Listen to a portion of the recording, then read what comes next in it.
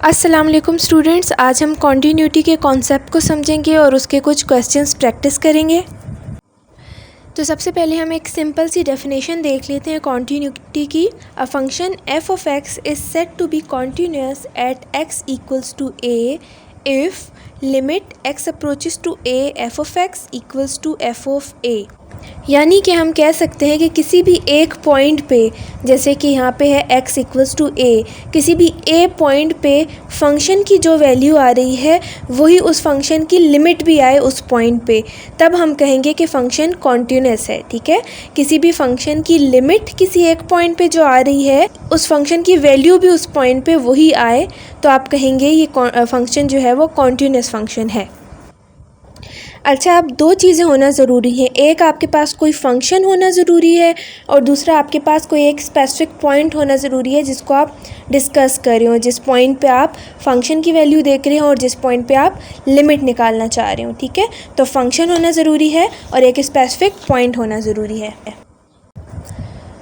For example, मैं भी आपको एक फ़ंक्शन का ग्राफ बना के दिखाती हूँ। ये एक स्ट्रेट लाइन फंक्शन है, y equals to f of x हमारा फंक्शन है और हम पता करना चाह रहे हैं कि जी ये फ़ंक्शन कॉन्टीन्यूअस है या नहीं किसी भी एक पॉइंट पे। तो हमें क्या करना होगा, हमें चेक करना होगा, इसकी लिमिट निकाल के हमें देखनी होगी उस पॉइंट पे और हमने इस फंक्शन की वैल्यू उस पॉइंट पे निकालनी होगी। ठीक है, और लिमिट के बारे में जैसे हम पहले भी पढ़ चुके हैं, एक होती है हमारे पास लेफ़्ट हैंड लिमिट और एक होती है राइट हैंड लिमिट। ठीक है, तो हम लेफ़्ट हैंड लिमिट भी निकालेंगे, राइट हैंड लिमिट भी निकालेंगे और हम फंक्शन की वैल्यू भी निकालेंगे। ठीक है, अगर मैं यहाँ पे आपको निकाल के दिखाऊँ लेफ़्ट हैंड लिमिट क्या होती है, limit x approaches to a from minus side, from the negative side f of x equals to limit x approaches to a from the positive side of f of x. यानी कि मेरे पास जो function की left hand limit है और function की right hand limit है वो आपस में इक्वल होनी ज़रूरी है, तब लिमिट एग्जिस्ट करेगी। और अगर लेफ़्ट हैंड लिमिट और राइट हैंड लिमिट इक्वल हैं आपस में और फंक्शन की वैल्यू भी उसी वैल्यू की इक्वल है जो कि लिमिट की वैल्यू आ रही है, तो ये फ़ंक्शन कॉन्टीन्यूअस होगा।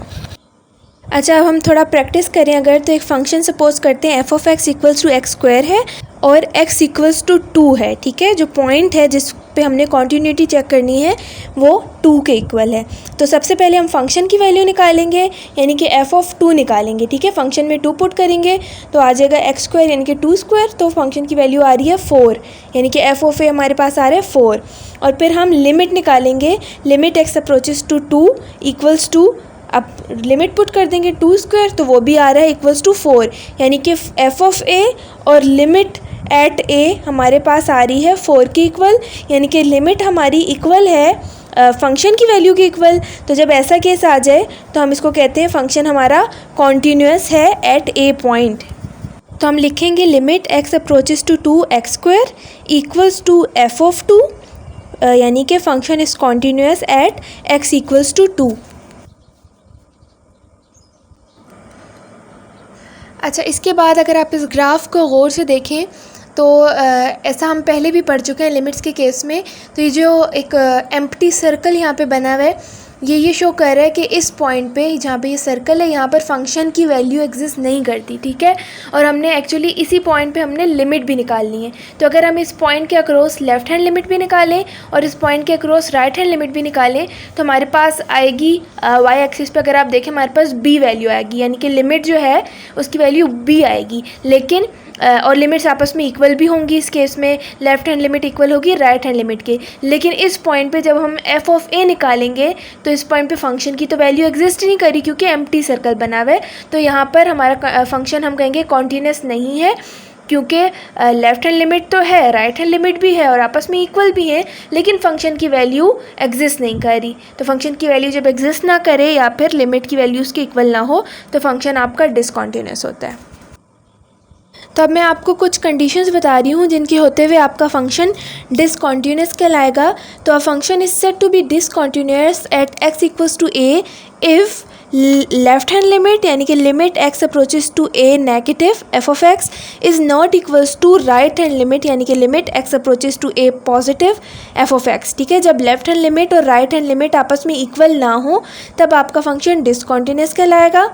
सेकंड कंडीशन क्या है, limit x approaches to a negative f of x यानी कि left hand limit equal to limit x approaches to a positive f of x यानी कि right hand limit, but not equal to f of ए।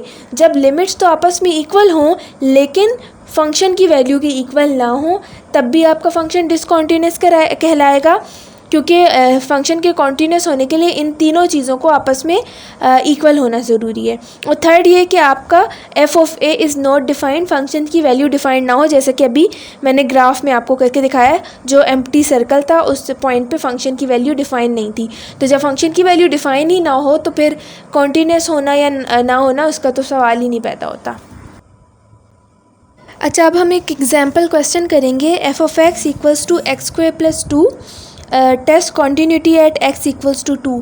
अच्छा, जो हमें point दिया हुआ है 2, एक्स इक्वल्स टू 2 पॉइंट पर हमने चेक करना है कि फंक्शन कॉन्टीन्यूअस है या नहीं है।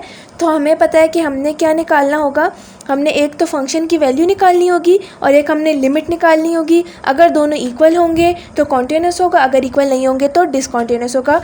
तो पहले मैं अगर फंक्शन की वैल्यू निकालूँ, एफ ऑफ ए निकालूँ तो क्या होगा, एफ ऑफ 2 हो जाएगा और फंक्शन के अंदर मैं 2 पुट कर दूँगी तो 2 स्क्वायर प्लस 2 4 प्लस 2 हमारे पास फंक्शन की वैल्यू यानी कि एफ ऑफ 2 आ जाएगा 6, एफ ऑफ ए आ जाएगा 6।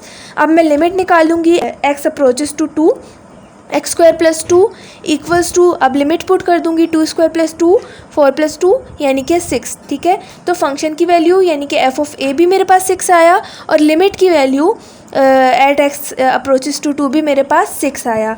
ठीक है, तो यानी कि लिमिट इक्वल है फंक्शन की वैल्यू के, और इस केस में यानी कि हमारे पास जो फंक्शन है at x equals to 2 continuous होगा।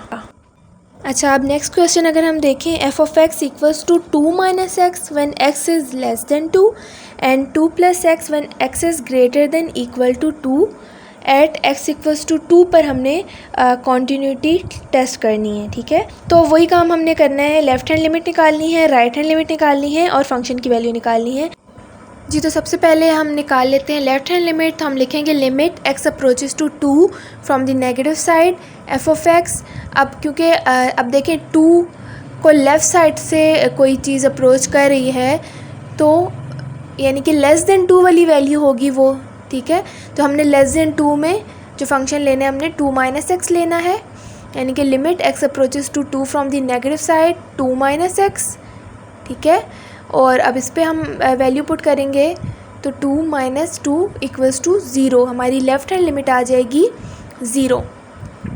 फिर राइट हैंड लिमिट हम निकालेंगे, limit x approaches to 2 from the positive side होती है right hand limit, f of x equals to limit x approaches to 2 from the positive.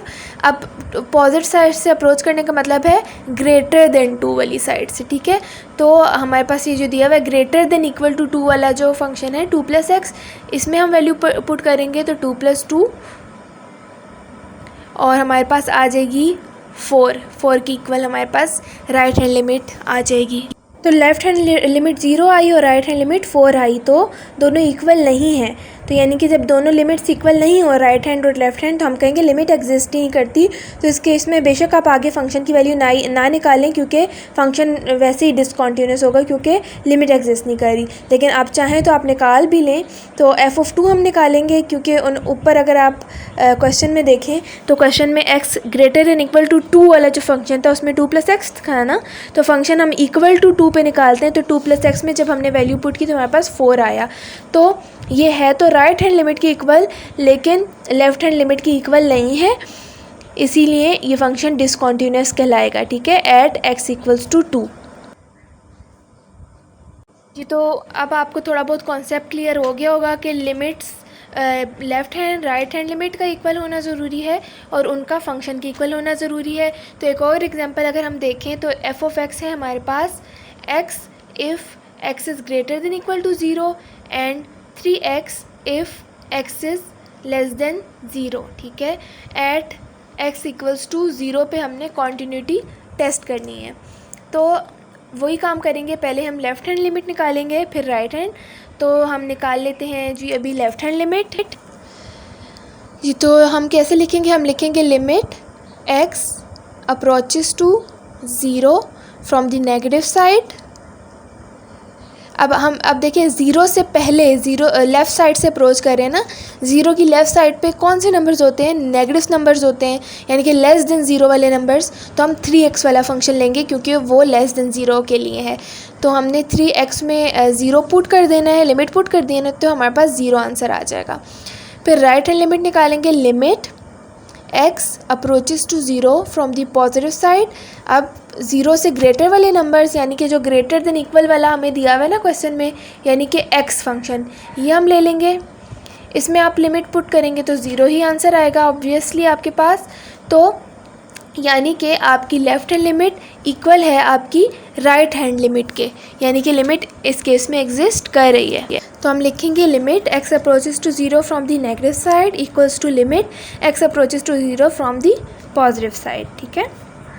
अच्छा, अब हम function की वैल्यू निकालने लगे। तो फंक्शन एट दी पॉइंट होता है, तो जो x इज़ इक्वल टू वाला जो फंक्शन था, greater than equal to zero वाला, यानी कि x फंक्शन जो था उसमें वैल्यू पुट करेंगे तो आपका ऑब्वियसली आंसर ज़ीरो आएगा।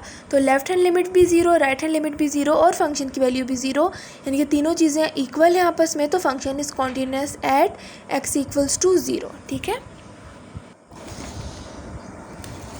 अच्छा, अब हम एक और क्वेश्चन देख लेते हैं। 5th क्वेश्चन है ये। तो क्वेश्चन है हमारे पास f(x) equals to mod of x divided by x when x is not equals to 0 and 1 if x is equals to 0 and test continuity at x equals to 0। तो हम वही काम करेंगे, हम लेफ़्ट हैंड लिमिट निकालेंगे, right hand limit निकालेंगे और अगर वो इक्वल हुई तो हम फंक्शन की वैल्यू निकालेंगे। ठीक है। तो सबसे पहले हम निकाल लेते हैं लेफ़्ट हैंड लिमिट। हमने x इक्वल्स टू 0 पॉइंट पर कॉन्टिन्यूटी चेक करनी है। तो लेफ़्ट हैंड लिमिट हम निकाल रहे हैं। हम लिखेंगे limit x approaches to 0 from the negative side.